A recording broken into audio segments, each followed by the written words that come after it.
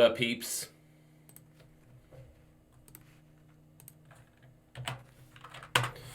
Posting the Zoom link in the chat window now if you guys want to hop on the call with me. Just go ahead and click that link and you can join. But we're going to get started here in just a few minutes.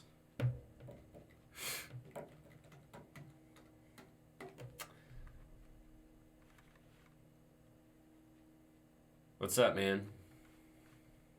You guys do me a favor as you're hopping in, just hit that thumbs up button really quick, or write a message, or do both. If you write a message, say hello, and either your name, or the name of your agency, or where you're from, something about you. What's up, Lloyd?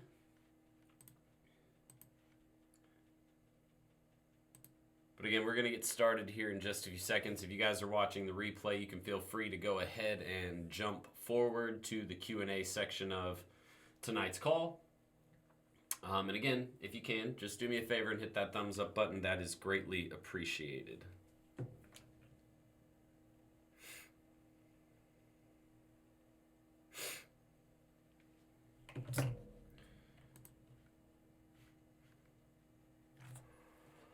So how's everybody been with Corona going around? Everybody doing okay? Are we all still hanging in there? Or are we struggling? What's going on? Because we're going to talk about that a little bit tonight. I have some thoughts. We talked about it today. I usually host my mentorship program. I have a mentorship program that I run where we do training once a week. And we do a call kind of like this.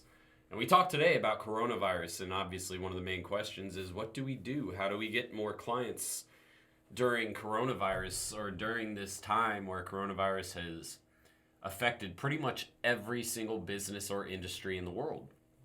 And so I felt like, number one, obviously we should talk about that tonight, but we need to talk about the solution. And I think that's what all of you are dying to hear about. By the way, kill your TV. It's lying to us. My TV. What are you talking about? Kill my TV? I don't know what you mean. Runaway train. Kill my TV. But what are you guys' thoughts on Corona? You guys do me a favor, write some stuff in the chat box, let me know what you think. And again, just do me a favor, hit that thumbs up button, let everybody know you're here, and let everybody else know who is in the agency world who might be struggling what they can do, or at least that they can come to this channel to get some advice. Juan, what's going on, man?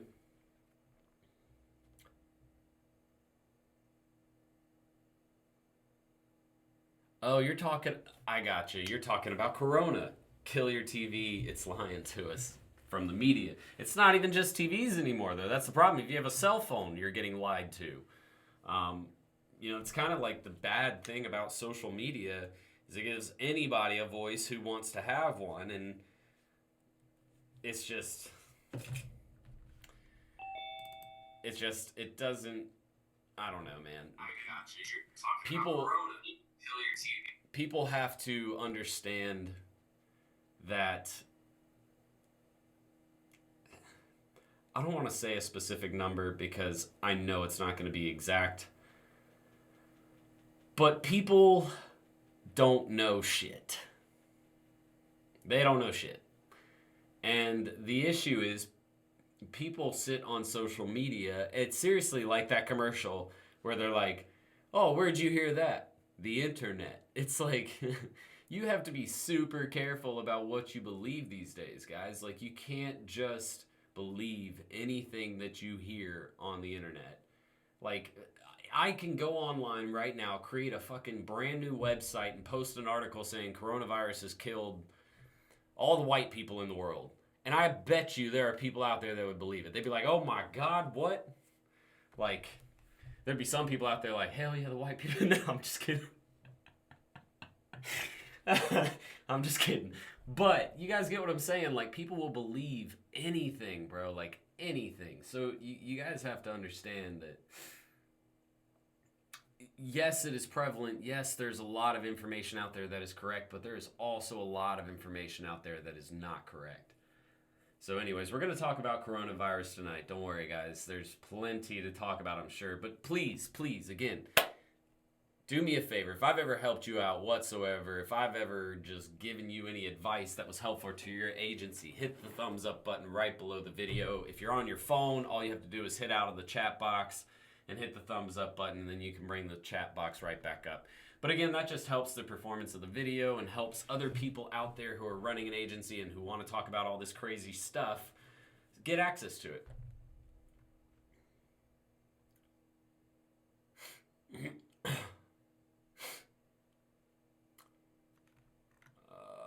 What's up, Mario, Don? What's going on? By the way, Jordan, are you on what niche in your agency right now since COVID-19 is still here? I'll talk about that. So, do you guys want to know about what niches actually might be good to go after?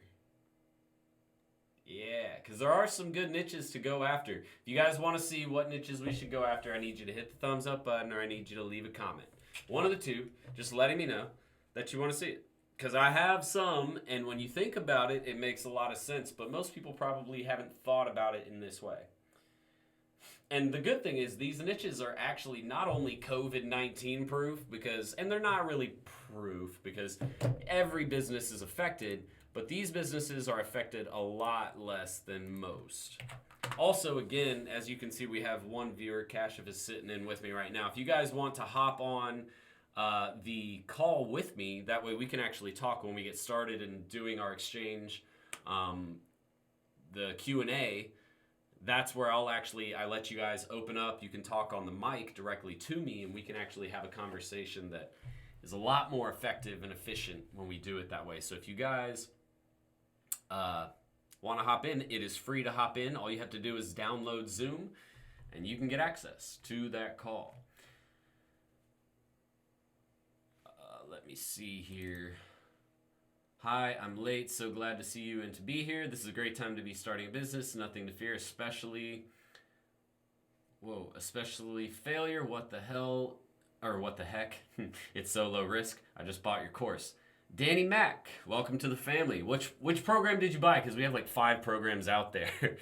I have my mentorship program. I have my Done With You agency. I have Digital Marketing School 2.0. I have a personal branding program. If you guys didn't know, if you guys are trying to start a YouTube channel or a blog and make money from doing that passively, we have a program for that as well. We've got tons of stuff. Facebook program. So which one did you join? Please do not stop the quarantine on Easter. Please don't. Juan, what do you mean? Stop the quarantine on Easter?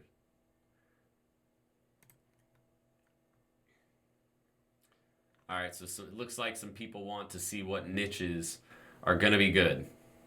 Am I live on Facebook? I'm actually not live on Facebook. I've tried doing it live on YouTube and Facebook before, and there's a platform out there for it. I believe it's called Restream, something like that. Anyways, it lets you stream live for multiple platforms at once, but the quality is just crap, so I haven't been doing it anymore. Danny Mack got DMS 2.0. He called it DTS 2.0 and then some other stuff below it, which I don't know what that is.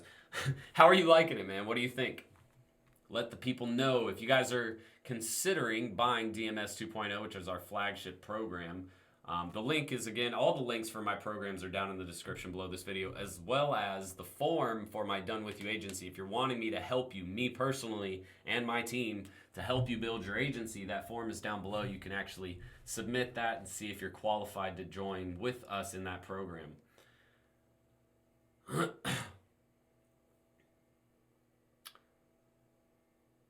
And maybe some niches not to go after. Yeah, we'll talk about niches not to go after too. What strategies do you recommend? Marketing on Facebook, landing pages for solo. Well, I'll get to that one in a second.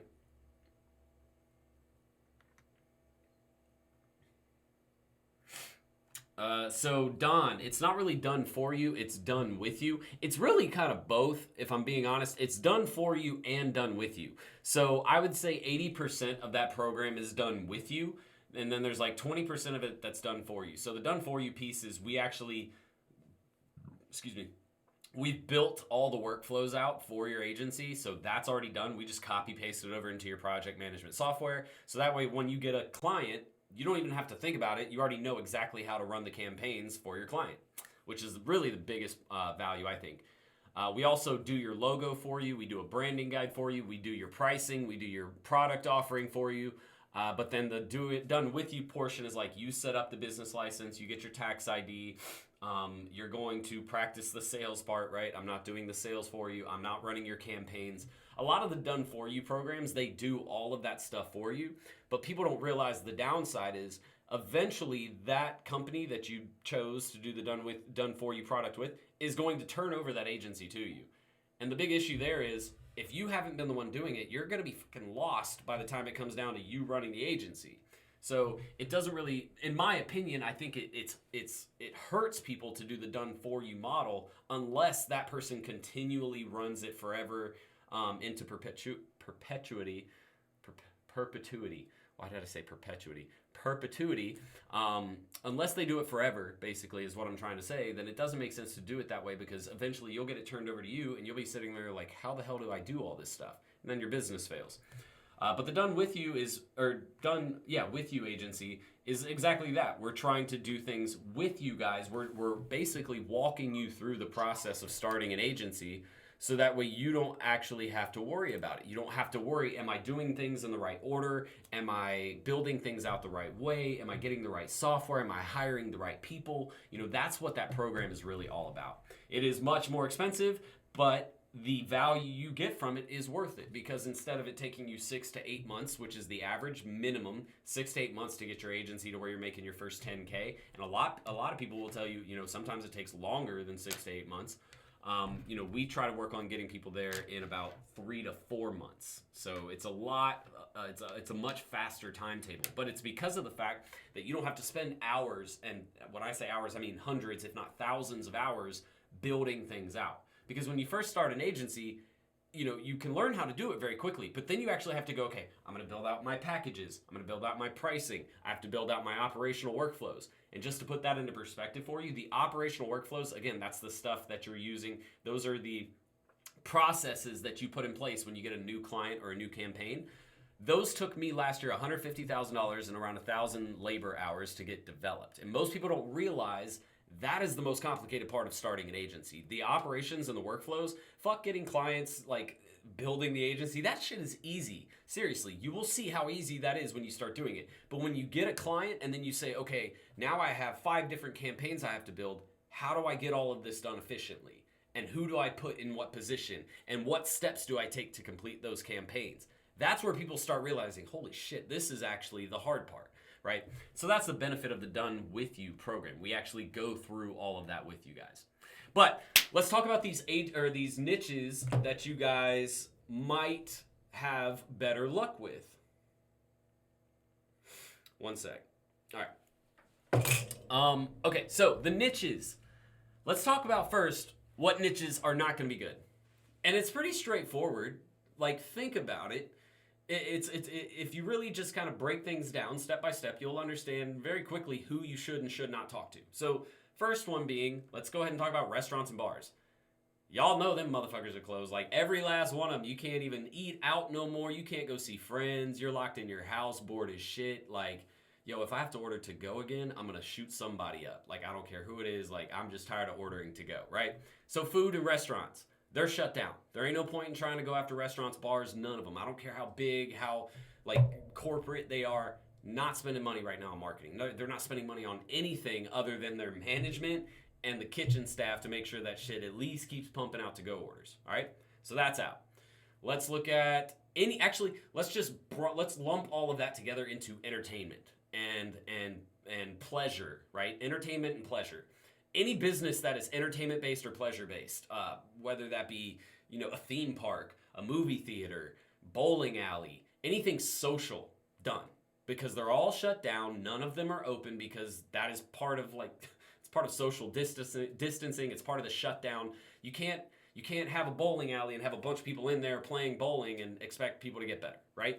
So anything like that is going to be a bad idea. Let's go into the professional industries, all right? Attorneys, Now, it depends on what style of attorney, right? Family law. People are still having family issues, no matter if COVID is going on or not. The issue is they're not going to stop pursuing that legal action, but they might put it on pause. You know, someone getting a divorce might say, I hate the shit out of you, but we can wait. Like, I kind of need this money, and I'd rather not spend it on divorce law, right? It just depends on the type of attorney. Business attorneys, probably not, like corporate attorneys, probably not doing anything right now. They're probably just trying to find business, right? So you have to think about how they relate and who their customers are. So let's talk about a couple of good ones, right? HVAC, roofing, plumbing, electrical work, construction, what else?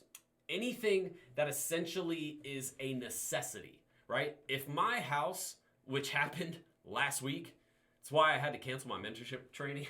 My house last week flooded. My plumbing went out. I don't give a fuck. I am not going a week and a half without a shower and being able to take a shit. And I'm sorry to get so graphic with you guys, but that's just what it is. Like, that driving to the grocery store to go do those things or driving to a buddy's house to take a shower gets really old really quick. So what did I do? I got my plumbing fixed, right? I'm not going to wait for that to get fixed. But I can wait to go on a vacation. I can wait to go to a movie. I can wait to do all of those other things. Anything that is a necessity, anything that is emergency services related, right? Like emergency plumbing, emergency tree removal, emergency air conditioning, like HVAC, making sure that I have heating and air in my home. Those companies aren't going anywhere. They're doing much better than just about any other business out there because they are a necessity. So when you think of clients or when you think of businesses right now that might be a good niche to go after, think of necessity from a personal perspective. What do you need in your life, right? So let's look at grocery stores, hospitals, right? Hospitals are huge right now. Emergency rooms or ERs, like actual, not at a hospital, but just an ER. Those types of those types of businesses aren't going anywhere because they're needed now more than ever. And those types of businesses need marketing, right? So don't look at it as, okay, well, my industry right now or my niche is hurting, because it is. Every industry is hurting, guys. I'm upset. Like, I should have made an extra 60 grand this month in sales that we lost all to people saying, Jordan, I can't do it right now. I want to buy a program. Or, Jordan, we can't do marketing right now. We have to hold back. I'm like trying to make sure my employees are paid and that they don't just completely lose everything they have. There's a lot. Every industry is going to be affected. It doesn't matter who you talk to, but there are some that are necessity. They have to be there. Paramedics, right? You can actually hire, paramedics need marketing. Believe it or not, there are privately owned paramedic companies. They need marketing too. So that's what, when you start to think about, okay, what can I do for the immediate future, for the next month to 2 months? Those are the types of businesses I would recommend looking at because they are still looking for people like you. They're still in business day after day. Sanitation companies. I had a guy come out to do a septic tank. He had to remove the stuff out of my septic tank. That was the problem with my plumbing, right? Just try to think outside. And that's the other thing is everybody, when they think of niches, they go after the same niches. But there are thousands of different types of businesses and industries out there that are untapped and people aren't talking to them. E-commerce is a okay example as well. I see Danny Mack put that in the chat. E-commerce can be good, but again, you don't want to look at things that, like, for example, my business. My business is not something right now that people are saying, I have to have it right now. There are some still spending, but there's less, right? But let's look at, a $3, flashlight that's a bottle opener and it tells you your horoscope. I don't know, whatever. Just does something neat that people would find interesting, but it only costs $3. That's the micro transaction economy, meaning it's anywhere between 99 cents to $10. People don't hurt from 99 cents to $10. And guess what? You want to know what's actually crazy? Find an e-commerce company selling fucking puzzles. Dude, I have seen more people doing puzzles and playing board games since this has happened than I've ever seen in my life. And so you just have to think about how people are reacting, what they're actually using and what they're not. What are people willing to give up, and what do people actually have to have in their life to either stay sane or just stay healthy and in a happy place as far as their living situation is concerned. Those are the types of businesses I would be looking at if I were you guys. So Lloyd, Arvin, Kashif, Don, what do you guys think about that? Since you guys are on the call and you guys can actually talk. Kashif, why don't you lead us off? What do you think about that? What has been your experience? Your mic's off. Oh, okay, that's fine. Lloyd, if you're ready. Oh, no, never mind. Kashif's got it. Okay, so I was actually training, so I was starting your program. So when you started talking about restaurants, that was going to be my niche before all this happened, and I was planning on focusing on.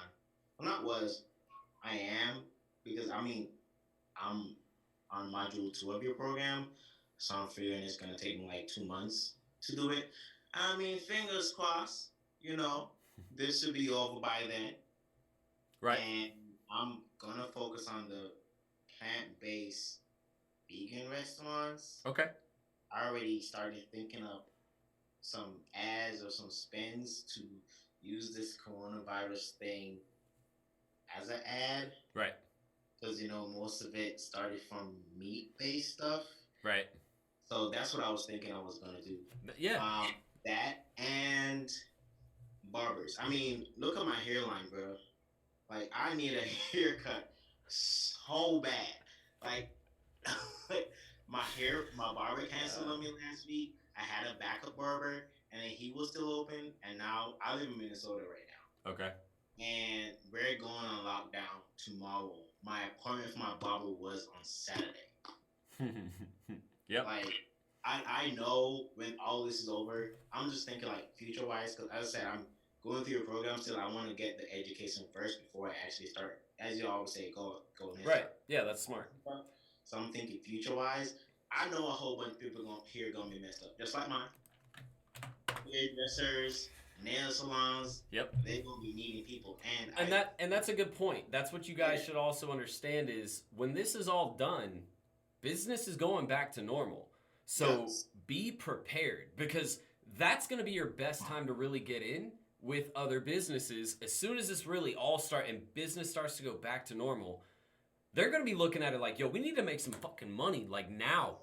Right now. And they're going to be doing whatever they have to. That's going to be when people are acting out of emotion instead of logically thinking, which is really when you'll sell more. And it sounds kind of messed up, but that's why people buy. They buy based off emotion a lot of the time, right? So that's the thing, and so that's a good place to start. But you're in a different spot. Who is anybody on the call right now who is actively trying to get clients? Lloyd, are you trying to get clients? Yeah. Okay. In fact, so I kind of seen this coming a little while ago, and I've kind of adjusted my targeting, my prospecting. I've been reaching out to HVAC companies. In fact, I had my my second meeting with the HVAC company here in a little bit, but I see people offering people ain't going to be inside; they're going to be indoors. They're going to need their AC and their heating reconditioned. So I see other HVAC companies promoting filtration systems that are kill mold spores or they kill things like that, and so that's kind of the angle I was trying to approach with a lot of these HVAC companies. How many have you reached out to? So I went through like 20 calls yesterday, and I got a few people I sent emails to. I got one follow-up and coming up around 8 o'clock. Well, at least your numbers are almost there. Add 10 more. Add 10 more on a day. 10 more calls. Yeah. 10 more calls a day. 30 is about what you want to be doing. But I mean, that's a great industry to go after. Again, like HVAC is I don't care. They're going to need it. Right. I don't care if the end of the world's coming. If there's zombies out there and there's still HVAC companies coming, they're like, yo, we'll come. I mean, we'll take out the armored HVAC van and we'll get to the house and we'll fix you up, because people still want AC. People, we're used to it. We're cush, like we live in, and it's not everybody. I hate saying this, and I feel bad, but not everybody has that luxury. Luckily, we grew up in a society where we do have that luxury, but now that we understand what that life is like, we don't want to go back, right? So people will still take advantage of those services. So HVAC companies, though they're hurting, not hurting as much as everybody else. Right. Yeah. And that's kind of my thinking behind it too. So. And Arvin says, yeah, he agrees to the e-com thing, but the problem for the e-com businesses is the operations and logistics, which is a good point because everything is affected, right? Which means logistics is affected, meaning less trucks on the road, less planes in the sky, less boats in the ocean, right? Meaning it's taking longer for things like, for example, when the world ran out of toilet paper for a week, it was like literally no one had toilet paper, or there was just like one asshole who stocked it all up in his underground bunker and he had all the toilet paper in the world. Like, so that's the sell weapons when the zombies come. So like that's the thing. Everything is affected. But here's the thing. The US, UK, all of the first world countries, and even the countries that aren't considered first world, they're not going to let commerce stop. That is literally, that is probably the apocalypse happening if just commerce just stops altogether. They're not going to let that happen, right? Businesses are still going to keep running, which means trucks are still going to stay on the road. Boats are still going to be in the ocean. Planes are going to be in the air. There's just not as many. And the reason why is because of supply and demand, right? It's not that coronavirus is shutting down transportation and logistics. Coronavirus has made people buy less. Why? Because we're not out on the roads. I don't know if you guys heard this, but the pollution in the United States has dropped by 60% since everybody stayed home. That's insane. I was talking to a buddy last night. He said the waterways in, Venice, in Venice, Italy. In regular season, when there are tourists going through Venice, you can't see the bottom of the water. It's brown. They haven't had tourists there for 2 weeks, and you can already see the bottom, and you can see fish. It looks like you're almost in the Panama Canal. Like, so it's crazy to see how much things are affected, but understand that it's not just going to stop, okay? Even if it is e-commerce, their businesses aren't stopping. Things have slowed down. Supply is really high, and demand is a lot lower than what it used to be, right? So it has less to do with logistics because those companies are still working. It has more to do with people just aren't buying as much. And it's because of the fact, dude, I'm telling you, I've talked to, in the last 2 weeks, I've probably talked to 30 people who want to either join my straight line program that we just launched or my Done With You program. The straight line program's $2,000, the Done With You program's $4,500, right? People I've talked to, and I've seriously talked to 30, 40 people in the last 2 weeks, and not every one of them, we've had some people join, but the majority of them are saying, Jordan, I want to buy it right now, but I have to make sure I have bills paid. I have to make sure I have food on the table. I have to make sure, my kids are taken care of, and I get that. So people are less, they're less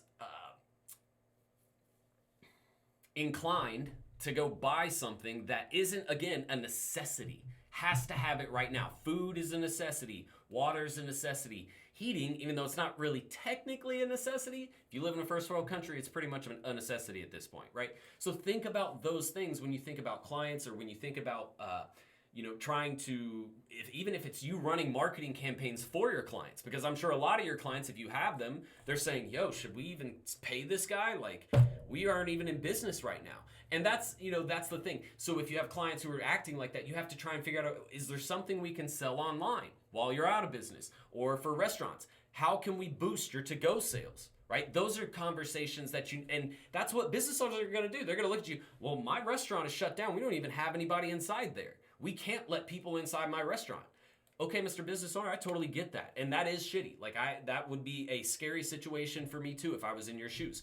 Unfortunately, there's nothing I can do about bringing more people in to the actual, to sit down in the location.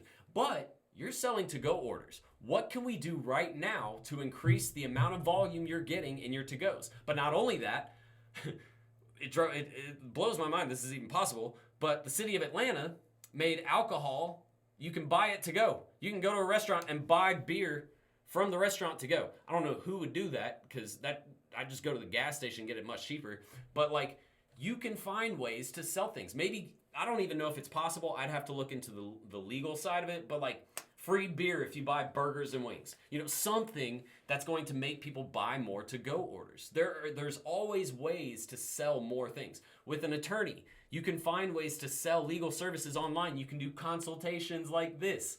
Start selling online video consultations. That's why Zoom's stock price shot through the window once all this started happening, because everybody started to have video communication, right? So just because you have a barrier, just because you have a problem arise, doesn't mean it's impossible for you to do anything.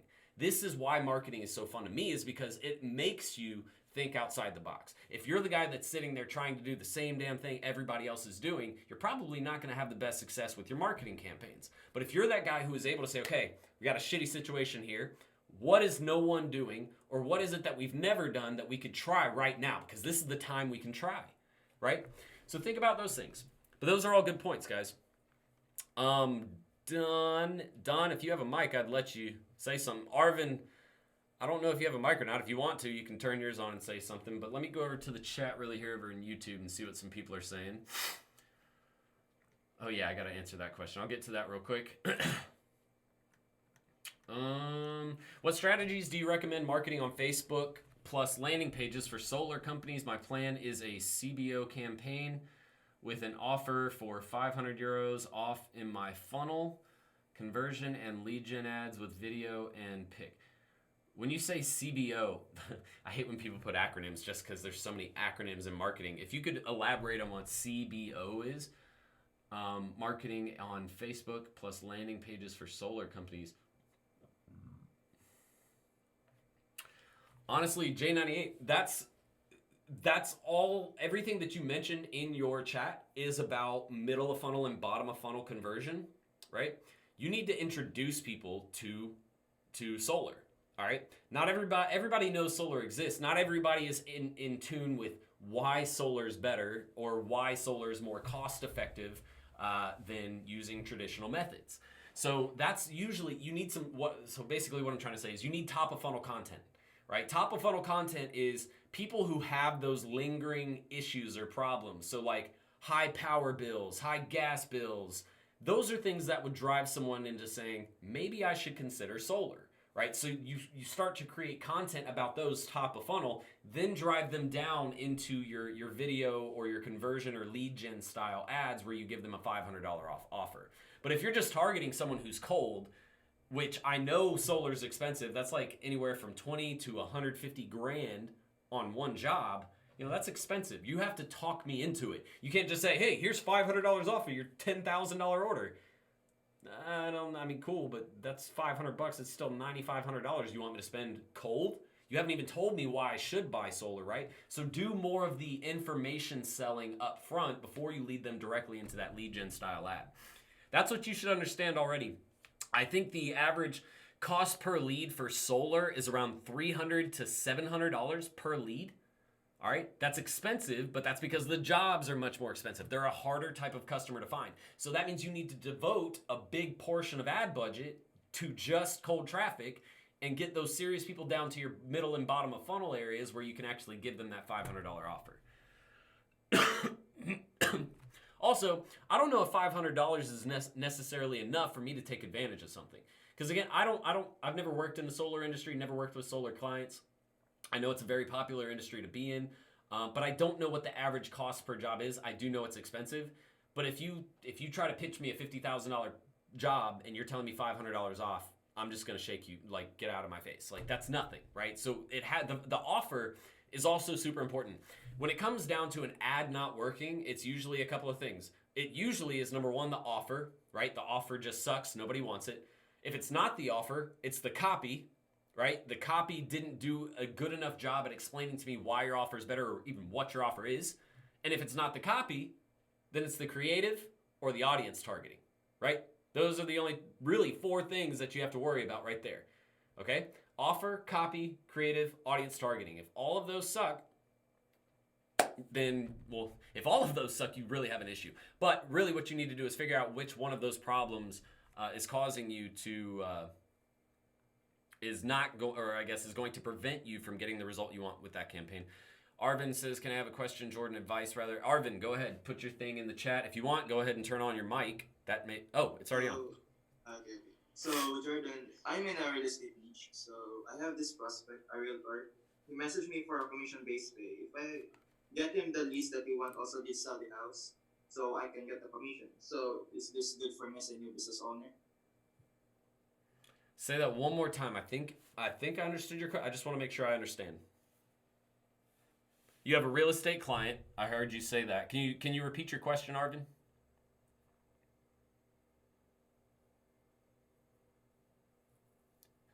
You there? Did you die? Did Corona get you? All right, guys. Corona got Arvin, so I'm gonna wait for Arvin to come back again. Okay, yeah. I'll wait. Arvin, please repeat your question one more time. I just want to make sure that I heard it correctly. I heard you say you have a real estate prospect, but I think you said something about him paying you commission for selling the house.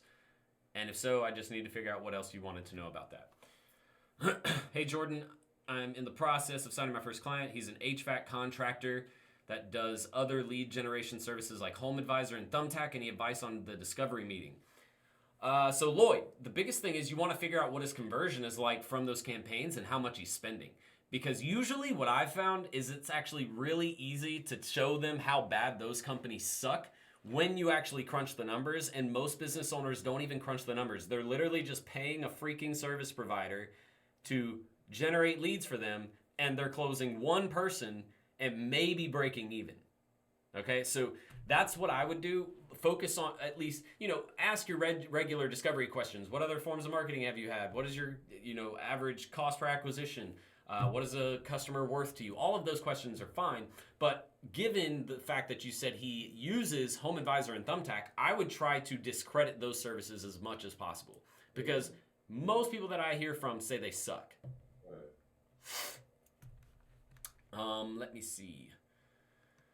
Can you please talk a little bit about I did that. DMS 2.0 is freaking amazing. So much value, great value. Well, Danny Mack, I'm glad that you like it. Can you talk about how to match packages with business size and needs by revenue and needs? Whew. I could definitely talk about that. It's going to take a second. Okay. Yeah. All right.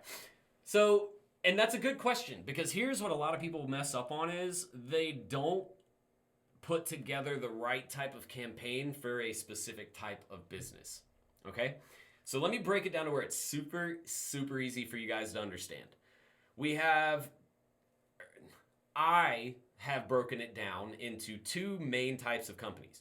You have professional services or corporations, and then you have entertainment or pleasure style businesses is what I call them. All right? Your professional services, accountants, attorneys, lawyers, doctors, HVAC, plumbing, roofing, professional service, right? They kind of all group together. Your entertainment and pleasure, all right? And when I say these terms, I don't want you to think of it as the product they sell, but think of it as how they appeal to their customer online, okay? So professional services, you automatically think stupid, boring, don't really give a shit unless I need it, right? Entertainment and pleasure, we're going to talk about gyms, restaurants, hairstylists and salons, rock climbing facilities, or just, any type of theme park. Why are those considered the entertainment and pleasure? Because when I'm scrolling through social media, I'm much more likely to look at one of their ads than an attorney, right? Why? Because a theme park or really cool looking hair or, somebody with a body that I want to have is much more appealing for me to look at than an attorney sitting there trying to talk to me about, tax law. Like, I don't care. I'm not going to listen to that guy. So there's two main types of businesses, right? All right, so now that we have that out of the way, let's talk about marketing campaigns. How do we determine what type of marketing we should apply to those different types of businesses, right? And it gets a little bit different when you go into multi-million-dollar, large-style businesses. They can pretty much do anything online as long as you do it well. But with smaller businesses, you have to have a more strategic and more targeted approach, more narrowed approach, right? So what I like to look at is like this. Pretty much everyone let's start with the professional services side, right? Everyone in this category can benefit from 4 out of the services that we provide, all right? So let's list off the services first. Social, we have management of pages and ads. We have PPC, SEO, email, website, content marketing. Those are pretty much the big 6, right? All right. So the 4 that I'm referring to with professional services, SEO, PPC, this is all top of funnel content right here. This is how we're going to drive our initial traffic, SEO, PPC. Remarketing, we're going to use social. Why? Because that's really the best way to remarket. Email for businesses like this is okay, right? You might have some basic email remarketing where it's like, they've written 15 emails that they remarket to people for. But in reality, email's just not that great for small local style business. I mean, name a local company that you follow their email. I bet $100 none of you can name one. Because and I'm not actually going to say that because somebody will come out of here like, yo, and I'll host somebody. But listen, most people don't look at emails from local companies. You're looking at emails from like Nike or like your favorite clothing brand or, I don't know, just whatever you personally like, right? So I like to stick to PPC, SEO, top of funnel, right? Remarketing is social media ads. I don't even do content management for pages for local, small, and medium-sized professional businesses. They don't fucking need it. It's not beneficial. Like social, I hate it when somebody's like, Jordan, I just got a doctor and I'm doing social media management. I'm like, okay, cool. What does that consist of? Oh, I'm just posting their pages. Do you not listen to anything I say? Because like that shit drives me crazy because it's like we talk about all the time. You guys can see I'm getting hyped. We talk about all the time how the engagement rate for social media has dropped to 0.05%. 0.05. So what does this mean? It means if I have 1,000 people who... No, let me go smaller numbers so easier math. If I have... Oh, you're good. He came in like, oh, I'm hot. I got you.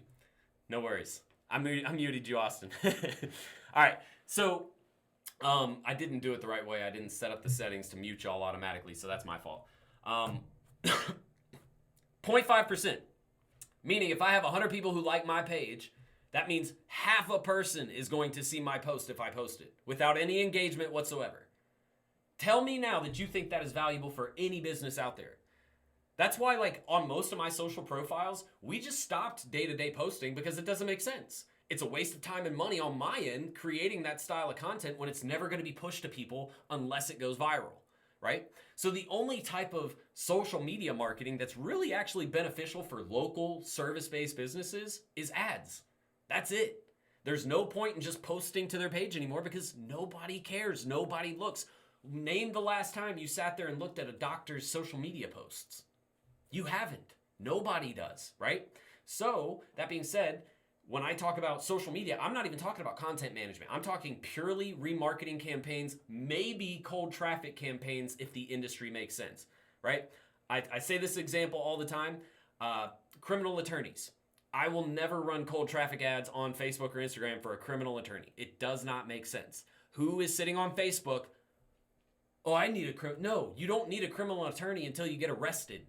That's when you need it. And what do? You go to Google and find a criminal attorney near you. You don't go to Facebook, boy, I hope one of them shows up. No, that's not what fucking happens, right? Like, you have to think about how people use these platforms to find the customers. And it's different for every single industry. So, let me get back to my list. All right. PPC, SEO, that's going to drive cold traffic for these professional style businesses. Social for remarketing, badass website. That's it. That's it. From there, the only other thing that I would say is content marketing. And when I say content marketing, I mean writing blog content. And that's so you can have enough keywords throughout their site to target all of the different variations of searches that people might perform for their specific service in their local area. That's it. It is that simple. So that's the professional side, right? All right, now let's look at the entertainment and pleasure style businesses. And again, let me reiterate, this has nothing to do with the product or service they sell. It has to do with how does it appeal on social media? Am I more inclined to look at their content just because of the nature of their business or not, right? Again, the attorney, I don't give a shit about. I'm not going to watch anything you put in front of me ever. A rock climbing company, if they put together a decent video, I'll watch that. Why? Because it's semi-interesting, right? So let's talk about these style businesses. And Arvin, I'm going to get to your question in a minute, buddy. So the entertainment style businesses are a little bit different. In the last example, you didn't hear me mention much about using social media for cold traffic, right? Because it doesn't make sense for a lot of those businesses. Generating cold traffic for a HVAC company using social media is still going to be pretty difficult. Why? Because, yeah, I can target homeowners, but I only need the homeowners who have their HVAC or who have their air conditioning screwed or their heating screwed right now. Those are the only people who are going to take advantage of that ad. So, with the entertainment and pleasure style businesses, social marketing from a cold traffic perspective is actually a lot more effective, right? gyms, salons, any type of theme park. Cold traffic ads, I'm going to watch, right? So I'm more likely to then follow through and convert either right now or later on in the funnel because of the fact that you could actually capture my attention with that cold traffic ad, right? So it makes sense to run those types of ads to those types of businesses with social. So with the entertainment pleasure style businesses, I'll do SEO, PPC, and social for top of funnel traffic, right? And this is why it's so easy, because if you break it down, it's just 3 steps. Top of funnel, middle of funnel, bottom of funnel, right? So I've talked about top of funnel for these types of businesses. Somebody on this call that I'm on with right now, what do you think I do for the middle of the funnel? It's pretty straightforward. Somebody unmute your mic and tell me. Target. Using what? Thank you. Simple. So simple. Like, that's the thing, guys. Once you understand the structure of how campaigns work, it's essentially the same for every business. I might incorporate email marketing depending on the type of business, right? If it's a club, I'm going to incorporate email marketing. Why? Because I can send out emails to the list every single week, letting them know the specials, who's performing, whatever, bottle specials. That's when it makes sense. So that's what you guys have. You have to think about every industry a little bit differently. You can't just say, well, Jordan said do this for this type of business. This is the industry I'm going after, so I'm going to do that. That's not how it works. You really have to think about, does it make sense to do that? Do people use that version of marketing or not, right? So I might throw in some email remarketing, but I'm primarily going to focus on social for the middle of funnel. What do you think bottom of funnel is? Somebody? Anybody? I know y'all know. Website. Badass website. Because that's where they convert. That's it. So there's your lesson. That is how you determine what services you provide and where. It is so simple. You have to look at the style of business, who their customers are, how their customers receive information, where they receive information, and then how do I get them to convert? What messaging do I use? That's it. That's separate from that, though. Once you understand the type of service you need to provide, coming up with the messaging is a lot easier. Because if you're on the wrong platform, you'll never get the messaging right. It doesn't matter, right? So, who was that asked that question? Danny, good question. Arvin says, haha, sorry for my voice. No, you're good. It was breaking up a little bit. I just couldn't hear it. Did not have the COVID-19 virus, just cold weather in an Asian country affected mine. Okay, that was actually pretty funny. What I mean is, how could I deal with these realtors who are hiring me for a commission-based pay? See, I wish I could help you there, Arvin, but I don't do commission-based pay. There's a lot of people who swear by it, and I think in some industries, it can definitely be effective. So, for example, the plumbing industry, painting, roofing, stuff like that, you could do a commission-based pay structure and it work out in your favor. Real estate, I probably wouldn't go into a commission-based pay structure just because of the fact that the real estate industry is so flaky. Like, you'll have a person commit to a house and then their money doesn't go into escrow for some reason and then they lose the house, right? So now we're on to a new lead. So I wouldn't do commission-based pay, especially for real estate agents. So I don't really have any advice on how you could best deal with that situation because it's not something I've ever had to do before. And also, I just don't do it, period. I don't like working on a commission-based structure because of the fact that, like, people have a misconception about marketing. They think that you pay me today, tomorrow I have your marketing campaign up and running and we're generating thousands of dollars for you in sales. And that's just not realistic. In marketing, it takes, it's going to take me, I sign you on today, I'll have your campaigns and stuff really ready in about 3 weeks to a month. That's just realistic. If you have nothing to work with, I have to build everything up for you. So it's going to take me 3 weeks to a month just to build out and flesh out and really strategically plan properly your campaign. All right. So that means month 2, 3, and 4 is where I really need to be building, adjusting, and optimizing. Right. So that being said, if I'm on a commission-based structure, it has to be something where either, number one, I've already worked in this industry so much that I already have a templated structure in place for me to click, basically copy paste, and now I can apply it to your business because you're going to want results right now. And if I can't do that, it doesn't make sense for me to do that for you because, number one, I'm hurting my own reputation because you're going to be pissed off. But number two, I'm not going to get you the results you want, so you're going to I want to say stop paying me, but you're never going to pay me because I'm not getting you results and it's commission-based structure. So that's just my opinion. I personally, again, I don't suggest doing it. Dude, I had a I was talking to a roofing contractor the other day trying to get him to get on a call with me. And he goes, wait a second. So you want me to buy your marketing without any proof that it works? I was like, I mean, I have testimonials. I can show you that it works. We have a system that definitely works. He goes, yeah, but you just want me to pay up front for that? I was like, I mean, do your clients not pay you to fix a fucking roof before you do it? Yeah, I know they do. Because my dad's in roofing. I know how roofing works. They pay you before you come out and do the roof. He goes, yeah, but I guarantee my work. I was like, okay, so hold on. So let's just say, for example, you go in and you fuck up the job, but it's guaranteed. I don't give a fuck if you're guaranteed or not. That's my roof. If you mess that up, I'm going with another company, and I'm probably going to sue you and get my money back. Like, it just, people don't understand. They have different expectations of marketing, and they have this one thought like, oh, you're just supposed to get me results and money, and then I'll pay you, once we do that. No. That mentality of marketing is it's outdated because that's what people used to do a long time ago, and it really, really worked then. But it's just not the best way to do business. What's up, Cash? Okay, so I know when we first start getting clients that we do free work, something as a trial.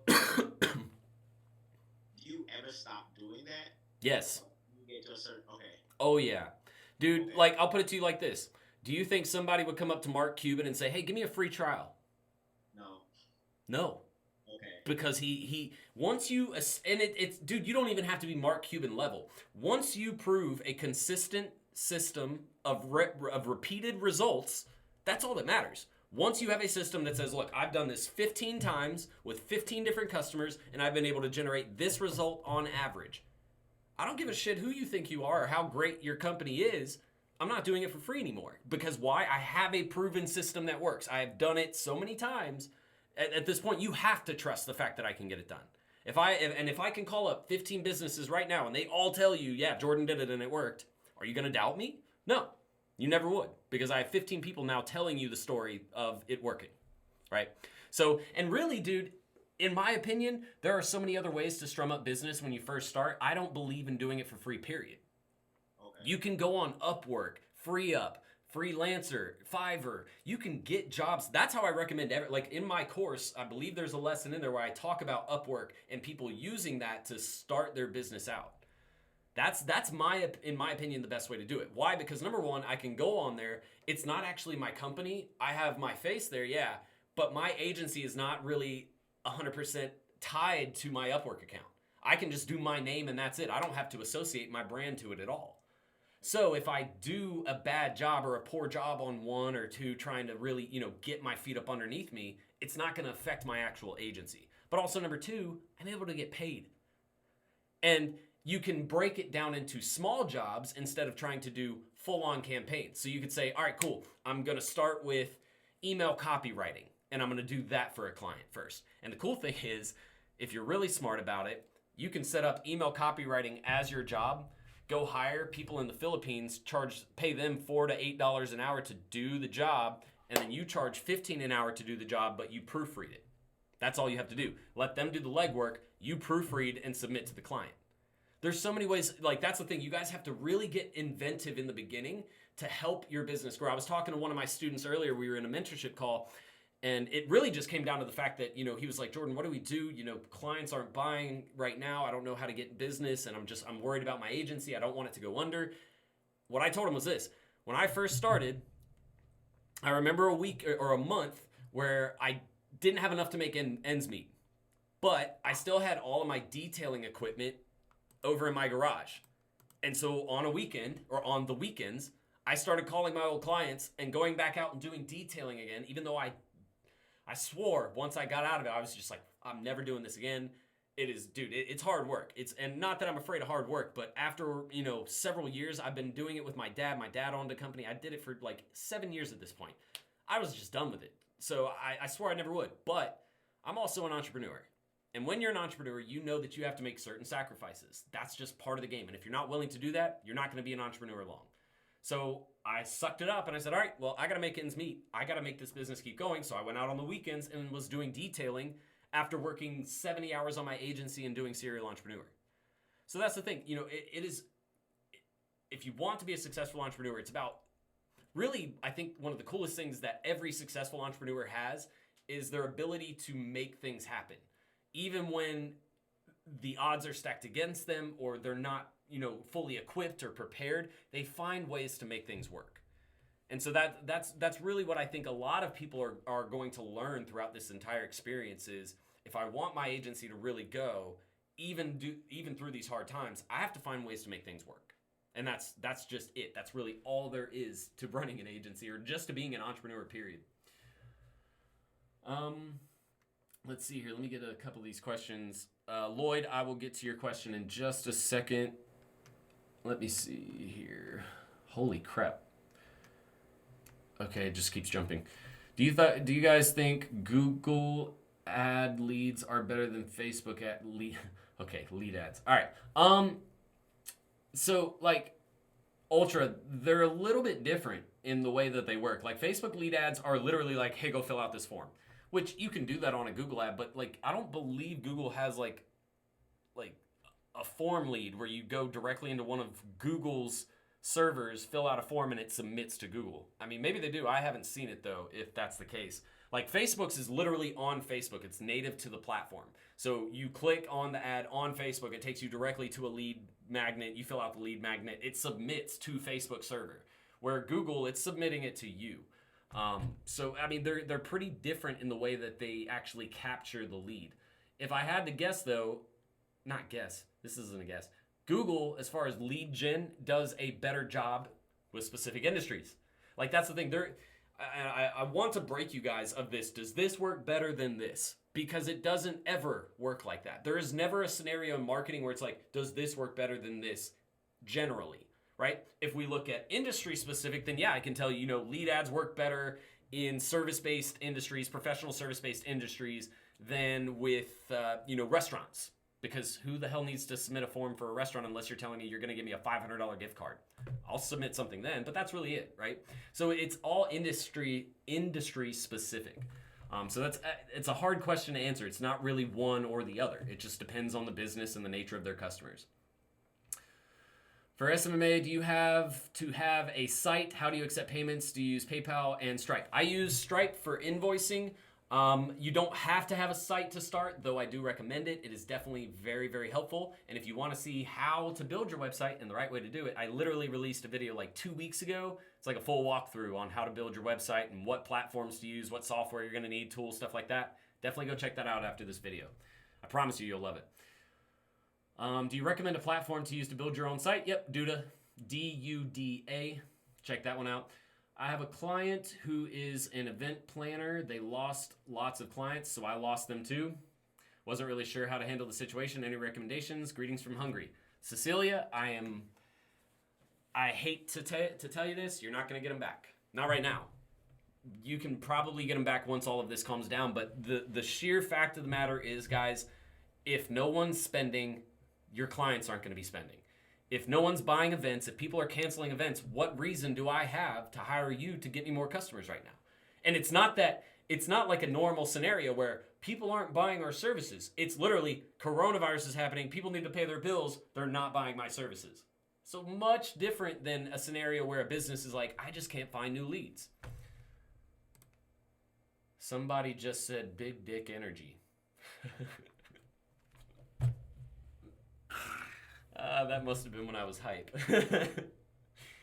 How different is DMS 1.0 versus 2.0? Frankie C, that's a good question. We had a lot of updates in the 2.0 version. We updated the entire Facebook and Instagram section. We added more into operations and workflows. We added Nathan Hirsch into the 2.0 section, or into the 2.0 version. But the good thing is, if you already paid for DMS 1.0, the upgrade to 2.0 is only $100. We're not going to charge you for the full program. So it's just $100. If you want to get that, send an email to info@serialentrepreneur.academy and we'll get you your upgrade. As a beginner, how would you handle not having any prior clients if asked? Whoa, where did that go? If asked for experience or past work? Be honest with them. If you haven't had clients before, then tell them you haven't had clients before. But you don't focus on that, right?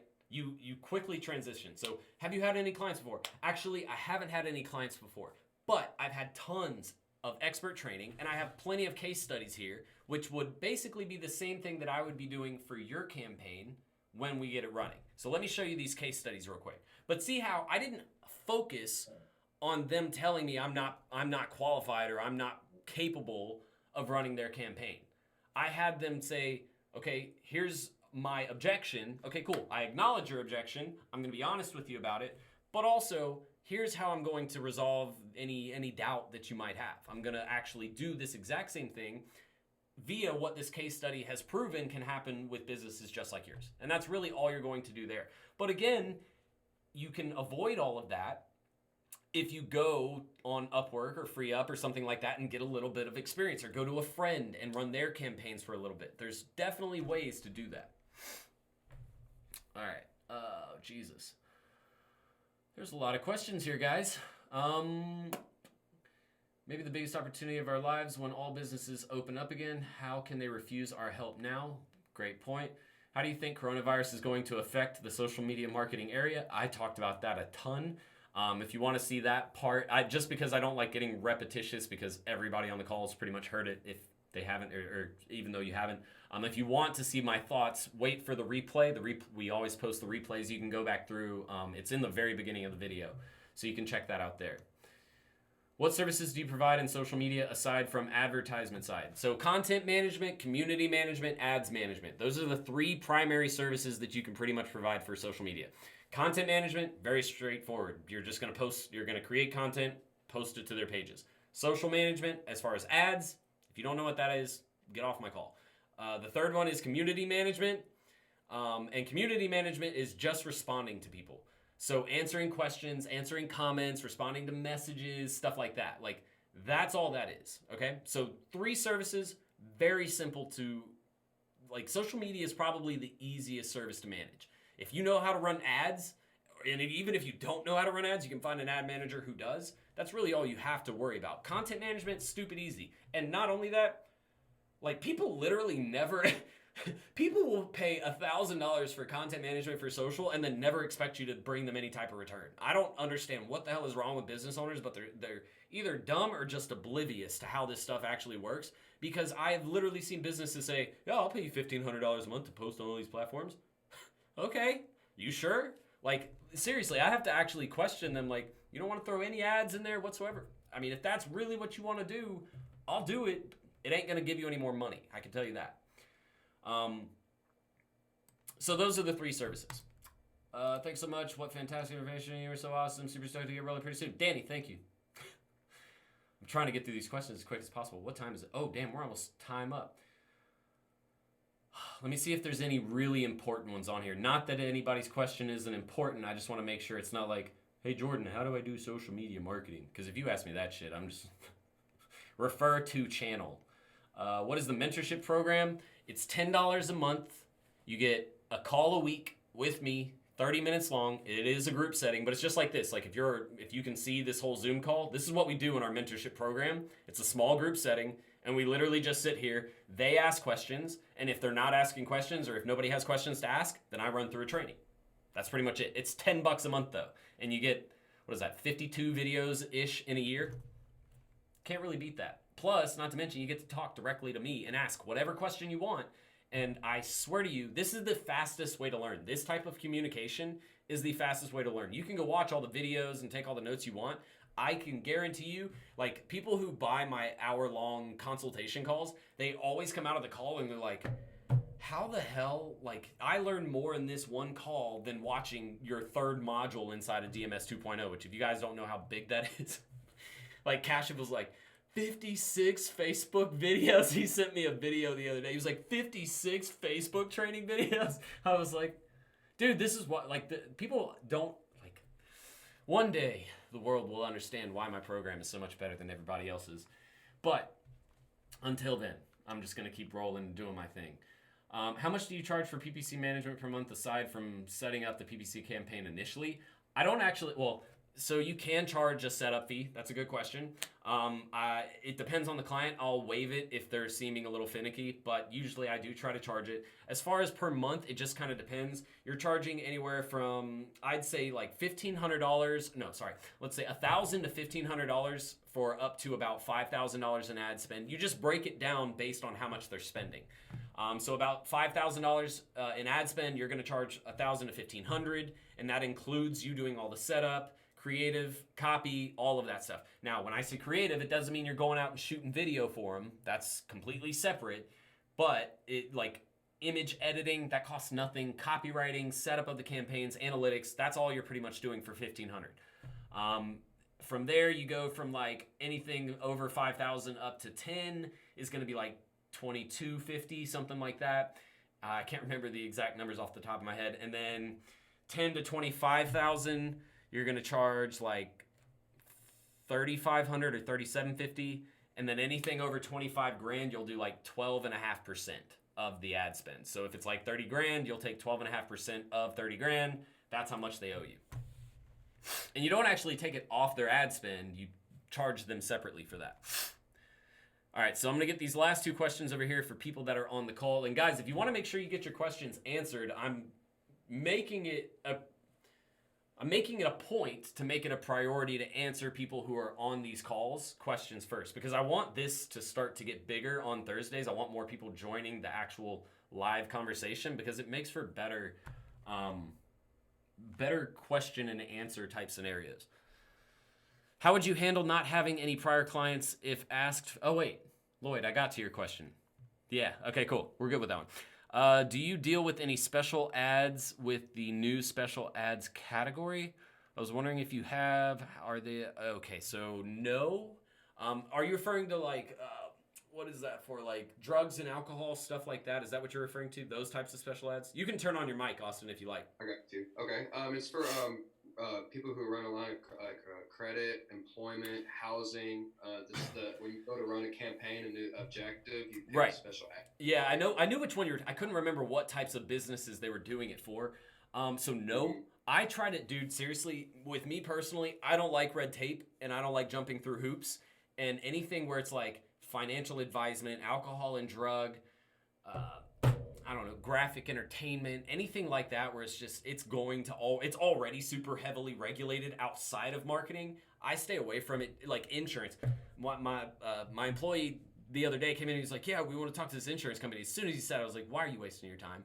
Because I don't like dealing with it. It is red tape and it makes the entire process more complicated because now I have to follow rules as far as what I can and can't do. So I haven't personally done with it. I was wondering if you have, are they similar in performance with the lookalike audience? So that's the thing. That's not going to change audience setup at all. The only thing it is going to do is limit who you can actually send it to. So it'll still create lookalike audiences for you, but it's going to limit who can actually receive the ad or who can't. So for example, if it's like the funding or anything like that, they have to be 18. You're not going to be able to advertise to anybody 18, right? So it'll make those adjustments for you though, but it's not going to remove people if it doesn't have any reason to. So it should still perform the same. The only issue is you have to be more sensitive with the copy and the creative that you use. That's really where they're changing things up. Because if your copy says something they're not okay with, that's when they're going to red flag you and they'll shut it down. Okay. I just picked up a real estate investor client yesterday, so I was just kind of curious. Ooh, that'll be fun. I've wanted to work with a real estate investor client before. I haven't actually got an investor. I've worked with agents before, but never like an investor. So I'm interested. Let me know how that goes. Keep me in the loop. I will, absolutely. Okay. $10 a month, fic, that's easy. I know, I've been telling people this for like 2 years now. Just messing with you, Danny. You said last week you would give all the people who are in here the program. I did say that. So what we're going to do tonight, we have 27 people on. Oh, Lloyd's face, he was like this. Bro, he was like this. He said, what? Like, he came back so fast. Yo, all right, so here's what I'm gonna do. I did promise to do that. So what I'm going to do is, I'm not going to do it tonight, so you have to check tomorrow because it takes like 2 hours when I do an hour-long stream for it to upload to YouTube. And so by that time, I'll just be like done with this. Tomorrow morning, though, I'm going to upload a link onto this video. So let me just I'm going to I'm gonna give you guys a walkthrough so you don't even have to know like what to do. All you have to do tomorrow morning, I'll have it up by 12 noon EST. All right, Eastern Standard Time, 12 noon, I'll have it up there. You're going to go to the search bar. You're gonna type in serial entrepreneur. So far, this is so easy, right? We can do this, guys. You're gonna go to my channel. You just click this guy right here, his channel. You're gonna go to videos, or you can even go right here. It'll have it right here. But if you're just, it's impossible for you to do, you can click videos and it'll be the first one right here. These literally are in order from the day that they come out. And if you were wondering, there's my website video that I mentioned earlier. You guys are gonna wanna check that out. But it'll be right here and it'll be published. You're gonna click this video and then you're gonna go right in here. It'll be somewhere, actually I'll put it right under this line right here, under the very first line. All right? And what I'm going to do is it's just going to be a code for a month free. You'll get your first month free for the mentorship program. And then after that, you can decide whether or not you want to stay in. Let me warn you guys, though, because I get people all the time pissed off about $10. I'm like, dude, we'll refund you the money. It's okay. They get pissed off about $10 because they sign up for the program, and it's a monthly subscription. So if you put your credit card in, it's not just asking for your credit card so I can steal your info. It's putting it in there because next month, if you don't cancel, it's going to charge you. So if you don't want to stay in past month 1, make sure to cancel your subscription so you don't get charged $10. You guys have no idea how many people I get. They're like, you charge me $10. I was like, are you fucking kidding me? I will send your $10 back so you don't email me again. What's up, Cash? Quick question. I know you gotta go soon.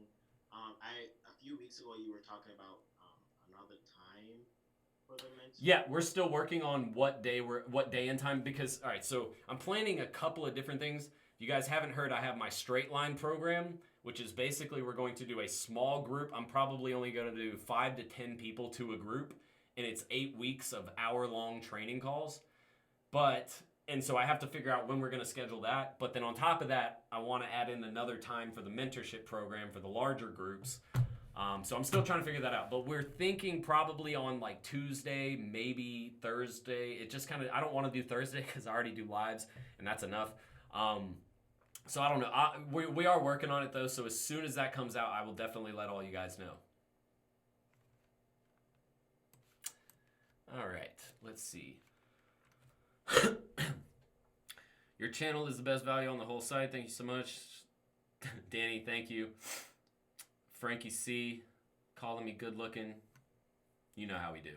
All right, guys, I'm going to get out of here. Y'all have a great rest of your night and a great weekend. Look, coronavirus is not killing you. All right? You are the only one preventing yourself from being able to do this. Yes, it is affecting all of us. It is making it harder. It's making it even more hard. But the other benefit to that is all the weak people out there who aren't willing to work through this are going to drop off, which means more clients for you, right? Yeah. So keep working hard. Keep your head down. Keep learning. If you can't do anything else, if you can't get clients, learn. That's all you should be spending this time doing. Get to be to where you can literally talk circles around me. If you can get to that point where you're that comfortable, your business will thrive. I guarantee you. All right? But I'm going to get out of here for now, guys. I hope you all have a great rest of your week.